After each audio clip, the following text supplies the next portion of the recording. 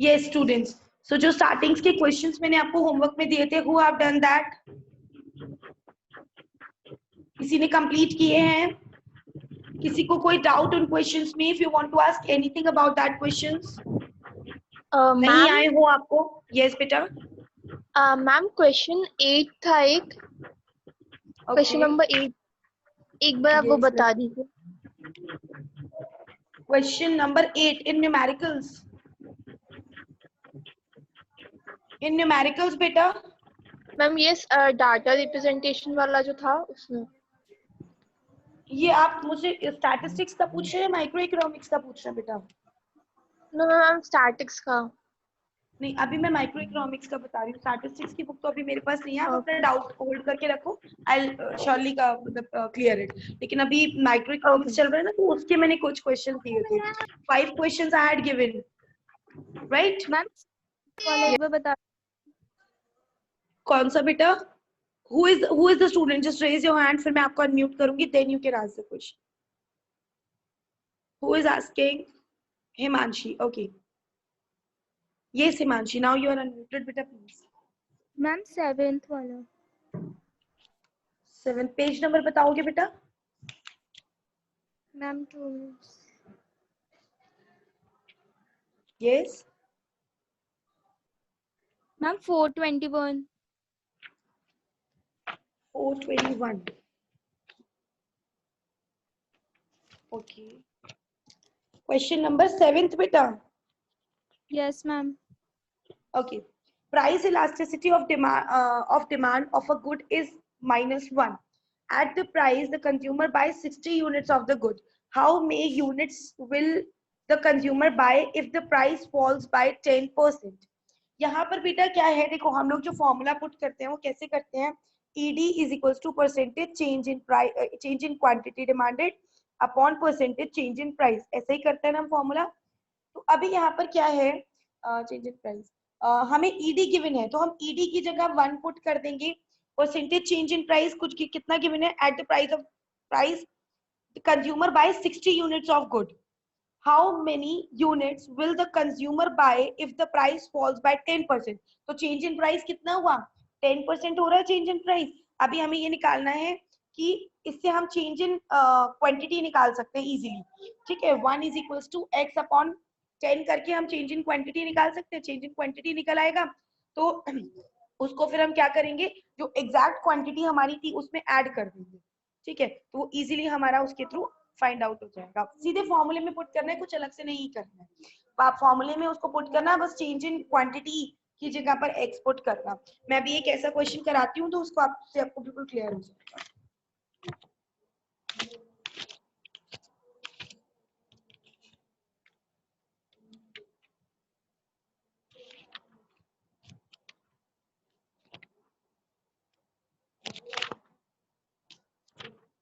Hold, let me check other questions as well.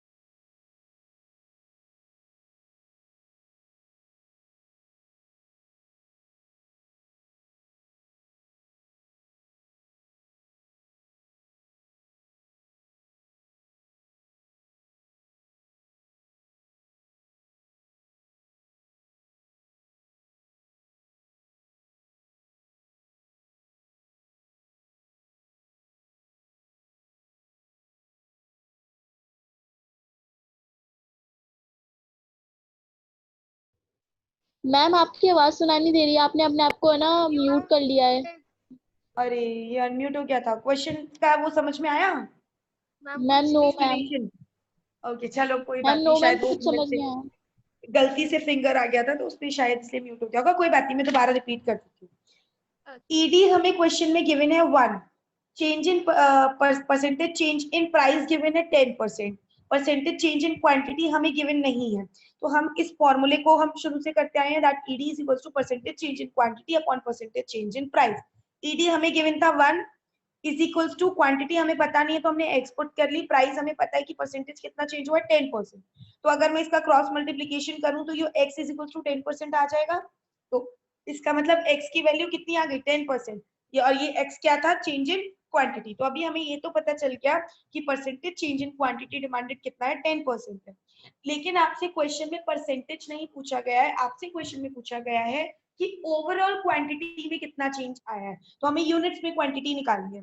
तो पहले वाली यूनिट्स उसमें गिवन है कि जब प्राइस कुछ था तो उस टाइम हम 60 यूनिट्स लेते थे, तो 60 यूनिट्स में 10% चेंज हुआ, तो 60 यूनिट्स का 10% हम कैसे निकालेंगे, 60 इंटू 10 अपॉन 100।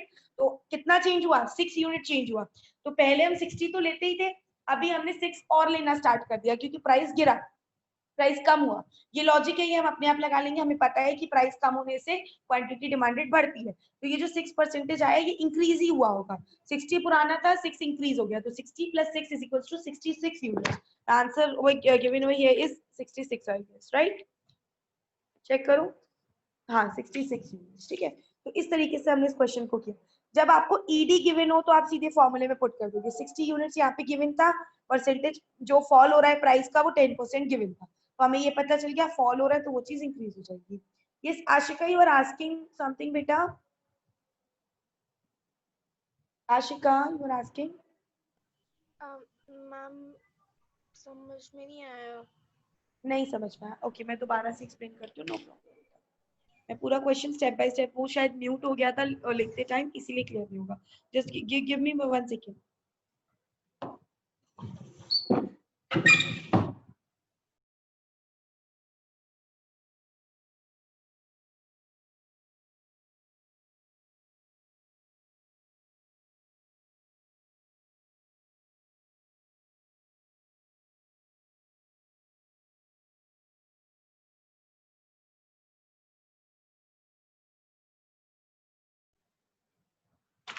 यस बेटा, मैं कॉपी पे पूरा सोल्यूशन कर रही हूँ, उस पे आप देखो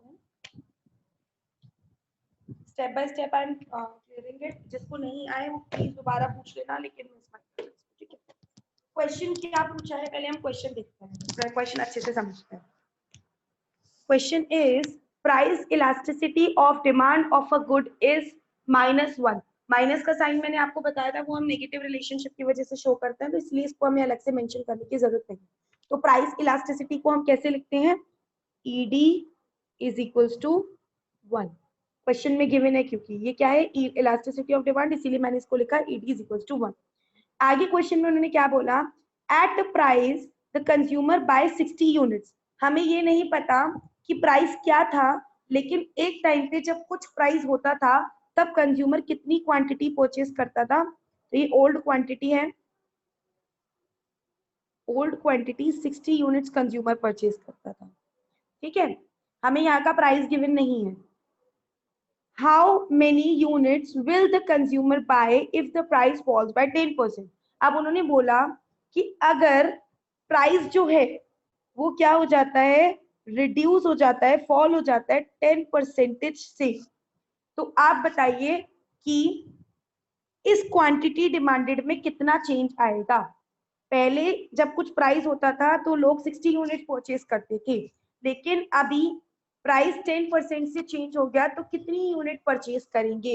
इसके लिए जब ऐसी कंडीशन गिवन होती है तो 100% आपको इलास्टिसिटी निकाल के देंगे, ठीक है। तो हमने क्वेश्चन अभी जो कल मैंने क्लास ली थी, मैंने आपको बताया था फॉर्मूला क्या होता है, ED is equals to percentage change in quantity demanded upon percentage change in price. ये फॉर्मूला हम स्टार्टिंग से करते आए हैं, ठीक है। अभी हमें ज्यादा कुछ ध्यान नहीं देना, बस मेन इस फॉर्मूले पे वर्क करना है। ईडी हमें पुट करना है, ईडी हमें गिवन था 1, तो मैंने यहाँ ईडी की जगह पर मेंशन कर दिया 1 is equals to percentage change in quantity demanded, मुझे नहीं पता तो मैंने इसको x कंसीडर कर लिया।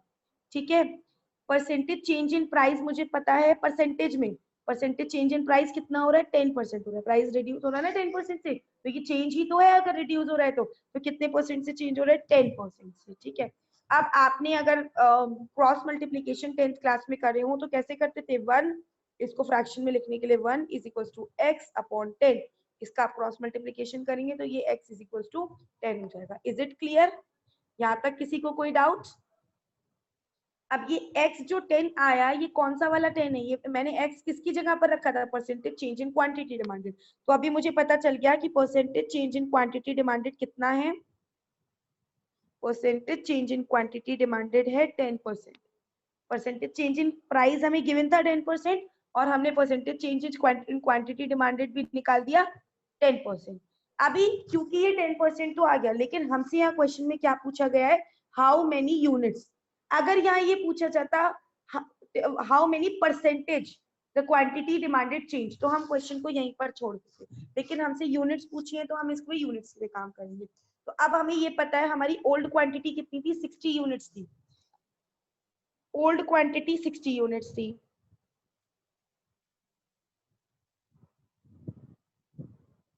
इसमें चेंज हुआ 10% से। अब मुझे ये बताओ जब प्राइस रिड्यूस होता है तो डिमांड बढ़ती है या कम होती है? You are unmuted Ashika, are you unmuted? Yes Ashika, am I audible बेटा? Yes ma'am. यस, अब प्राइस रिड्यूस होता है तो डिमांड पे क्या फर्क पड़ता है उसका? डिमांड बढ़ेगी। बढ़ेगी। ठीक है, तो अभी हमें पता है कि हमारी पुरानी डिमांड 60 यूनिट्स थी, चेंज 10% से आया, तो 60 का 10% पहले हम निकालेंगे तो हमें ये पता चल जाएगा कि कितना चेंज आया। 60 का 10% हम निकालेंगे, हमें आता है क्या हो जाएगा, 6 हो जाएगा। तो पहले जो यूनिट्स हम लेते थे वो 60 यूनिट्स लेते थे, प्राइस कम होने के बाद हम 6 यूनिट्स और लेने लग गए, तो अभी मैं न्यू क्वांटिटी अगर निकालूंगी 60 तो + new quantity is equal to 60 units जो हम पहले लेते थे प्लस 6 यूनिट्स जो मैंने प्राइस भरने के बाद लेना स्टार्ट कर दिया, तो कितनी हो जाएंगी टोटल यूनिट्स मेरी, 66 units is what is my new quantity. Yes ma'am, it is the answer. It is the answer, right? Is this solution clear to all of you? बेटा अगर अभी भी समझ में आया है, नहीं समझ में आया है तो डोंट हेजिटेट, आप एक ही क्वेश्चन को 3 बार भी पूछ सकते हैं, लेकिन अगर नहीं समझ में आया तो right. Is this solution clear to everyone? Yes ma'am. Okay, fine. Now I am giving one question, just do that. एक और क्वेश्चन हम इसी से रिलेटेड करेंगे ताकि और आपका क्लियर हो जाए पॉइंट।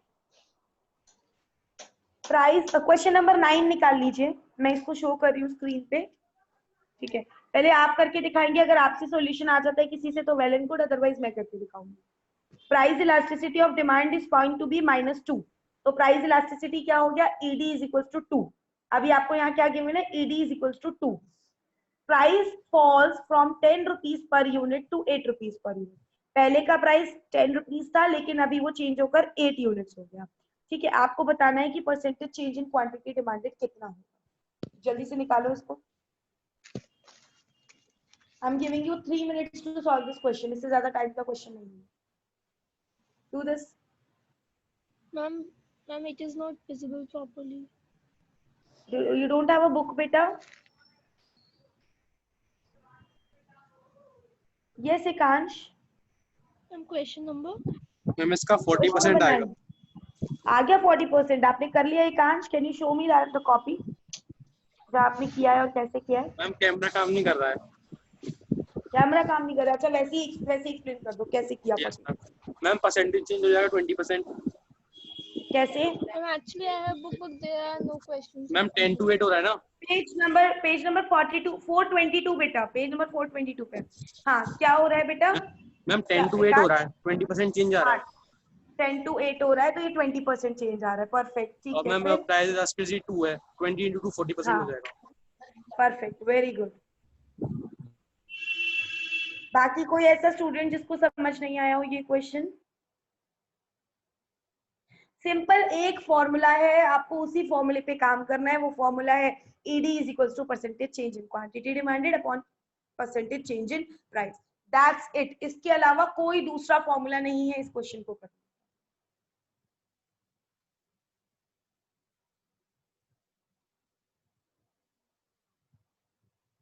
किसी और को कुछ पूछना है इस क्वेश्चन में या फिर मैं आगे फर्दर मूव करूं?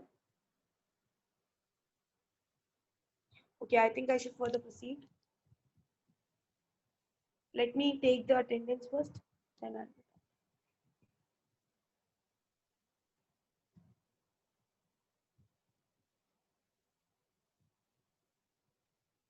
Yes, beta.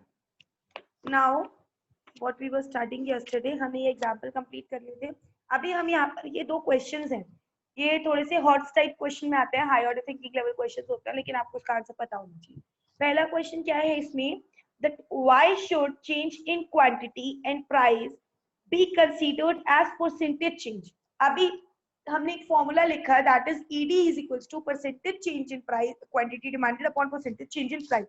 तो यहाँ पर क्वेश्चन ये है कि ये जो चेंज लिया जाता है ये केवल परसेंटेज में ही क्यों लेते हैं?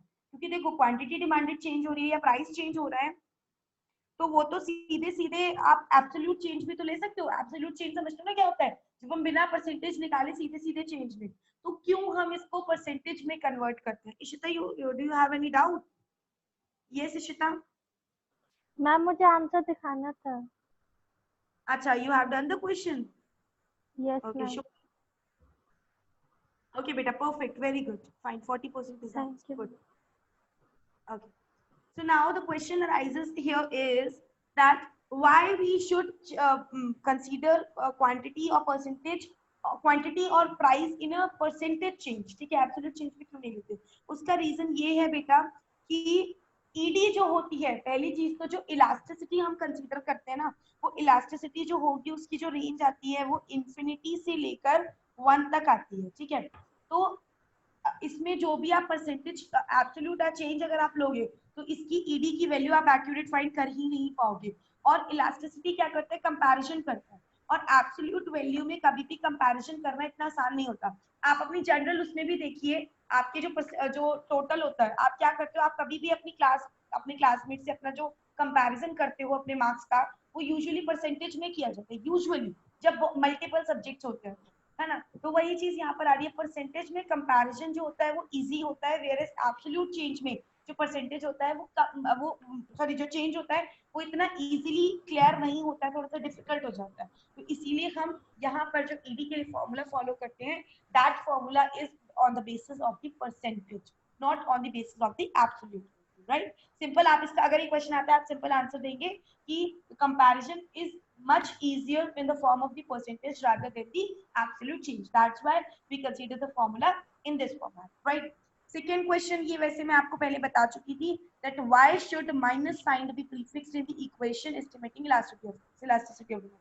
जब ये फॉर्मूला मैंने आपको बताया था तो मैंने इसमें बोला था यहाँ पर एक नेगेटिव का साइन लिखा जाता है। स्टूडेंट्स, इस नेगेटिव साइन में पॉजिटिव पॉइंट ये है कि इस नेगेटिव साइन की वैसे कोई कंसिडरेशन नहीं है। अगर आप नेगेटिव साइन लगाते हो तो बस आप ये शो करना चाह रहे हो that there is an negative relationship और the opposite relationship between the quantity and the price. और ये हम सबको पता है कि क्वांटिटी और प्राइस के बीच में इनवर्स रिलेशनशिप होता है, मतलब जब प्राइस बढ़ता है तो क्वांटिटी कम होती है और जब प्राइस कम होता है तो क्वांटिटी इंक्रीज होती है। तो इसको हम बोलेंगे ना अपोजिट रिलेशनशिप। तो अपोजिट रिलेशनशिप होने की वजह से हम यहाँ माइनस का साइन प्रीफिक्स कर रहे हैं। इफ इन केस आप क्वेश्चन में माइनस का साइन नहीं भी कंसीडर करते हो तो एग्जामिनर उसको कंसीडर करेंगे, उसमें कोई गलती नहीं मानी जाएगी, ठीक है? उसको रॉन्ग नहीं कंसीडर किया जाएगा। इसीलिए मैंने जो अभी क्वेश्चन कराया था आपको याद होगा, मैंने यहाँ पर ED इज इक्वल टू 1 लिया, वेयर एज क्वेश्चन में जो गिवन था वो ED is equal to -1 given था। तो ये -1 की एक्चुअली देखा जाए तो कोई कंसिडरेशन नहीं है, बस हम इसीलिए इसको पुट करते हैं ताकि हम ये दिखा पाए कि हमारे आंसर जो है उसमें हमने ये शो किया है कि प्राइस और डिमांड का इनवर्स रिलेशनशिप है, अपोजिट रिलेशनशिप है, इसलिए हम इस नेगेटिव साइन को प्रीफिक्स करते हैं, अदरवाइज इसका कोई और रीजन नहीं। Got it? किसी को कोई डाउट हो तो आप हैंड रेज कर सकते हैं, क्योंकि आप अनम्यूटेड नहीं है तो आप अपने आप अनम्यूट भी नहीं कर पाएंगे अपने आप को। तो जस्ट रेज द हैंड और गिव मी अ थंब अगर आपको कोई प्रॉब्लम होती है। Fine.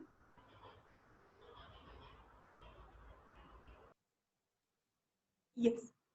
So is it clear? ये दोनों क्वेश्चन क्लियर हुए कि हम उसको परसेंटेज में क्यों लेते हैं, क्योंकि कंपैरिजन इजी हो जाता है, और नेगेटिव साइन क्यों लेते हैं, यहाँ पे माइनस का साइन क्यों लेते हैं, क्योंकि उससे वो इनवर्स रिलेशनशिप को शो करता है। यस एकांश?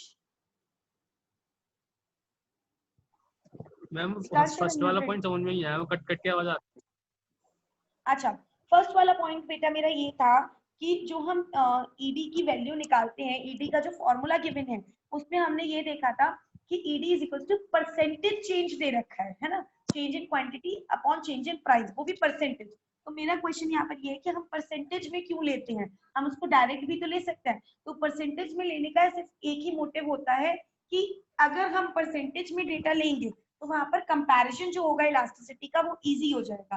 वेयरएज अगर हम एब्सोल्यूट डेटा लेते हैं, सीधे सीधे हम लिखेंगे, चेंजेस लिखेंगे, तो वो एक एक्चुअल डेटा रिवील एक चीज का तो कर देगा, पर कंपैरिजन करना थोड़ा सा मुश्किल हो जाएगा। इसके लिए मैंने बताया था, आप अपनी क्लास में भी जब अपने क्लासमेट से अपना अपना परफॉर्मेंस क्या करते हो, कंपेयर करते हो, परसेंटेज के फॉर्म में करते हो ना, क्योंकि वो इजियर हो जाता है, वो एक पूरा सम अप हो जाता है चीजों का। तो यहाँ पर इसीलिए हम इसको कंसीडर कर, इसको परसेंटेज में कंसीडर करना ज्यादा प्रेफर करते हैं rather than absolute change. Absolute change का मतलब हो गया जैसे आपका अभी तुमने एकांश ने आंसर दिया था कि प्राइस 10 रुपीज से 8 रुपीज हो रहा है, तो 20% का चेंज आ रहा है। अब मैं यहाँ पे ये भी तो कह सकती थी कि 2 रुपीज का चेंज आ रहा है, लेकिन ये 2 रुपीज का चेंज और जो 20% का चेंज है, दोनों में सबसे अच्छा पॉइंट ये है कि ये 2 रुपीज का चेंज किसी चीज को कंपेयर करने में इजी नहीं रहेगा, लेकिन 20% का जो चेंज मैं बोलूंगी तो यहाँ पर मैं अदर कमोडिटीज से या अदर इलास्टिसिटी जब कैलकुलेट करूंगी तो वहां पर मेरे लिए ज्यादा इजी फॉर्मेट हो जाएगा उसका, ठीक है ना। Comparison is far easy in the form of the percentage rather than a number or the absolute change, तो इसीलिए हम इसको परसेंटेज में कंसीडर करते हैं। Is it correct? Is it clear to everyone? है। Okay ma'am.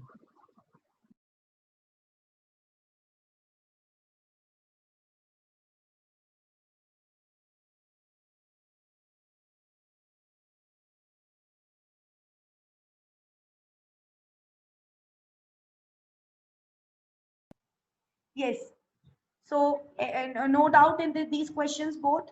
Fine. Now we will move to the next question, that is slope of demand curve and elasticity of demand. Students, last chapter जब मैंने आपको कराया था theory of demand में, मैंने आपको बताया था कि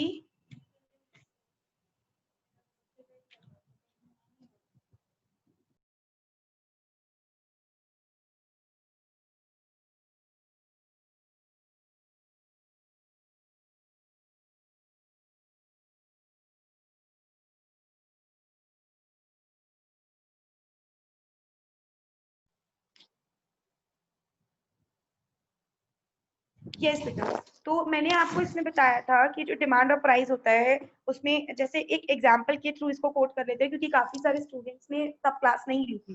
जैसे अभी मैंने देखा कि प्राइस 10 रुपीज था तो क्वांटिटी डिमांडेड 100 थी, प्राइस 5 रुपीज हो गया तो क्वांटिटी डिमांडेड, प्राइस कम हो गया तो बढ़ेगी 150 हो गया, ठीक है।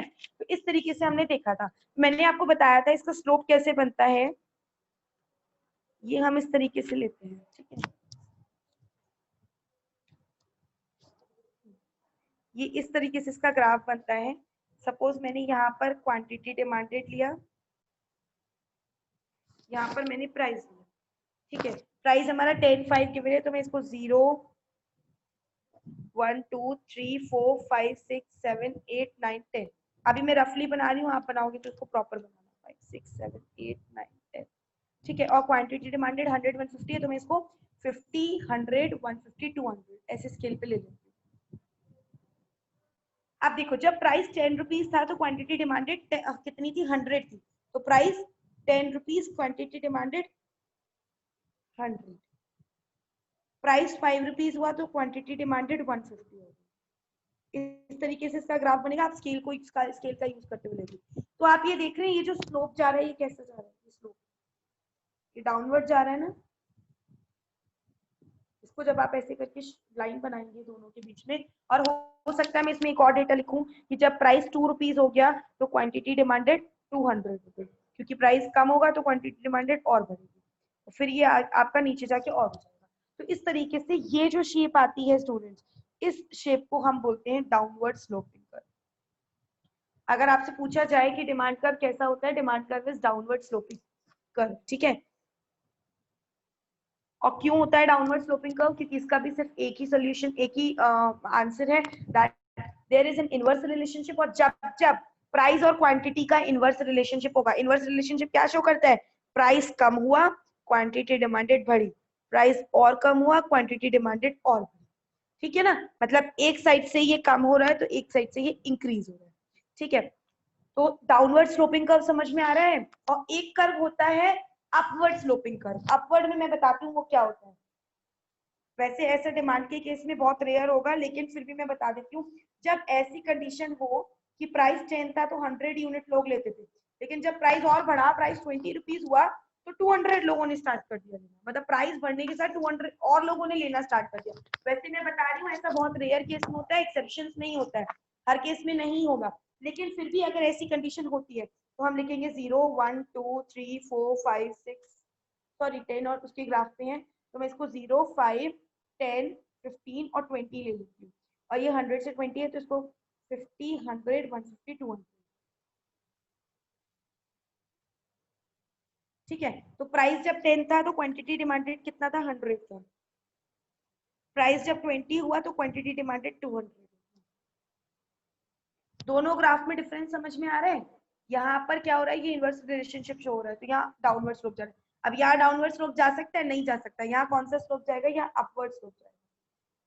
जब मुझे दोनों लाइन को एक दूसरे के साथ मिक्स करना है, जैसे जब मुझे ये दोनों कर्व को एक दूसरे के साथ मिक्स करना था तो मुझे कर्व ऐसे लेना पड़ा, लेकिन जब मुझे इन दोनों लाइन को और ऊपर कोई और लाइन भी होती है उसको इसके साथ एडजस्ट करना होगा, तो मुझे उसके लिए अपवर्ड स्लोपिंग कर्व लेना पड़ेगा। समझ रहे हो। तो ये दोनों कर्व में डिफरेंस है, बहुत छोटा सा माइनर सा डिफरेंस है, but don't get confuse in this. Curve नीचे की साइड जा रहा है तो वो डाउनवर्ड स्लोपिंग कर्व है, कर्व ऊपर की साइड जा रहा है तो वो अपवर्ड स्लोपिंग कर्व है। डाउनवर्ड कर्व ये शो करेगा कि एक कम हुआ तो एक इंक्रीज हुआ, 10 से 5 तो डिक्रीज हो रहा है, लेकिन 100 से 150 इंक्रीज हो रहा है। मतलब एक साइड में डिक्रीज दूसरी साइड में इंक्रीज करेगा, और एक साइड में इंक्रीज दूसरी साइड में डिक्रीज करेगा।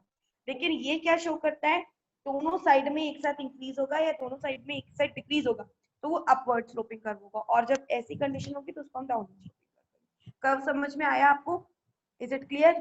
अब आप ये देखिए, ये कर्व जो गिवन है, ये कौन सा कर्व गिवन है, this is downward sloping curve, है ना। इस तरीके से नीचे जा रहा है ना।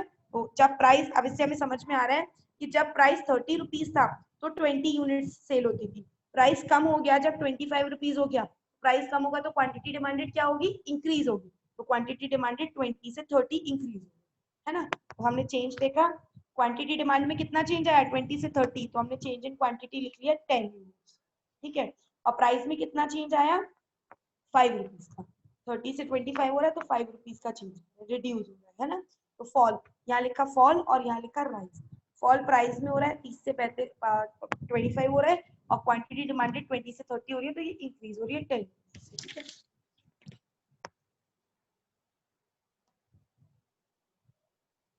स्लोप अगर आपको निकालना हो तो सीधे आप इसका फॉर्मूला भी लिख सकते हैं। स्लोप निकालने के लिए this formula should be used, that is अगर पूछा जाए क्वेश्चन में कि स्लोप फाइंड आउट कीजिए तो change in price upon change in quantity, ये हमें निकालना आता है। चेंज इन प्राइस अभी हमने निकाला, चेंज इन प्राइस कितने का हुआ 5 का हुआ, चेंज इन क्वांटिटी कितने का हुआ 10 का हुआ, तो हमने यहाँ क्या कर दिया -5 अपॉन 10, कि प्राइस क्या हो रहा है कम हो रहा है तो -5 अपॉन 10, इसीलिए हमने इसको -1 अपॉन 2।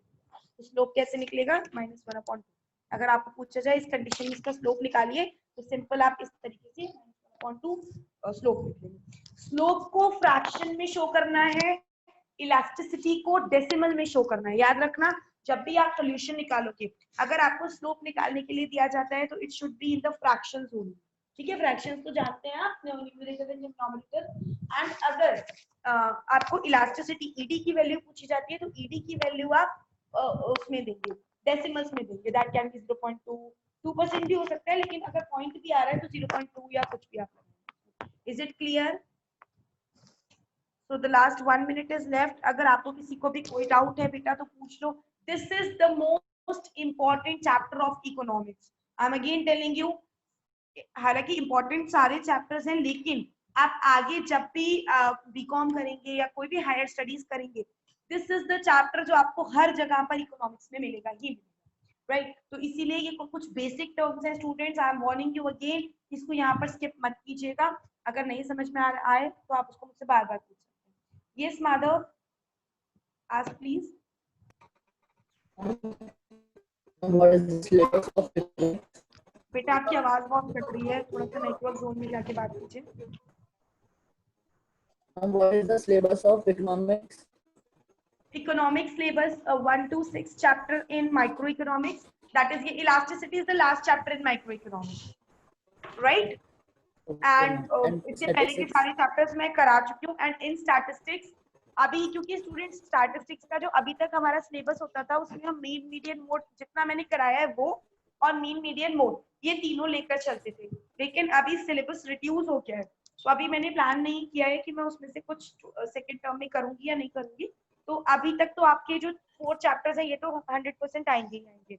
मीन मीडियन मोड में अभी मैं आपको क्लियर कर दूंगी कि वो मुझे कंसीडर करना है फर्स्ट टर्म में या नहीं करना, ठीक है? I tell you that. Anyone else? Anushka, yes बेटा। Ma'am, in microeconomics, we only have to make notes or we have to do questions too? Questions of those chapters only which have numericals. बाकी जिसमें numericals नहीं उसमें तो बेटा कुछ नहीं करना। जो पहले के चैप्टर्स भी मैंने कराए थे उसमें भी कुछ न्यूमेरिकल्स थे और इसमें भी कुछ न्यूमेरिकल्स है ना, तो वो जो है questions नहीं है। हाँ, एटलीस्ट 10 to 20 क्वेश्चन तो होने चाहिए। Okay ma'am. 10 क्वेश्चन, अभी आप 10 तो मिनिमम करो, फिर बाकी जब मैं रिवीजन कराऊंगी तो और करना। Yes ma'am. The time is over, I guess शायद बीच में ब्रेक ना हो जाए क्लास, है ना? तो अगर किसी और को भी कोई डाउट है तो चलिए पूछ लीजिए। Anish, yes Anish. Good morning, ma'am. Morning बेटा। Ma'am, I need the notes of the which you have read the chapters. Okay, you need the notes of that chapters. Beta, actually the students have prepared the notes themselves, क्योंकि मैंने थोड़े points explain कर दिए थे students को कि कैसे notes prepare करने हैं, लेकिन स्टूडेंट्स ने अपने आप बनाया है। You are the new student, right? Yes, ma'am. Okay, so you can take the help from Harsh. Harsh has prepared all the notes. तो आप किसी भी अच्छे स्टूडेंट से कांटेक्ट में आकर उसके थ्रू नोट्स ले सकते हैं। अगर कोई ज्यादा प्रॉब्लम, पर्सनली बात कर लेना। अगर कोई स्टूडेंट नहीं नोट्स दे रहा हो तो फिर I will send it to you. Fine, मैं पहले अरेंज कर लूँ सारे एक फॉर्मेट में, फिर मैं आपको प्रोवाइड करूँ। Okay okay Anish. Yes, ma'am. Okay बेटा, तब तक आप कोशिश कीजिए कि जो आप एटलीस्ट जो चैप्टर मैंने अभी आपने अटेंड किया है इसके नोट्स तो आप अपने आप ही बनाइए, राइट?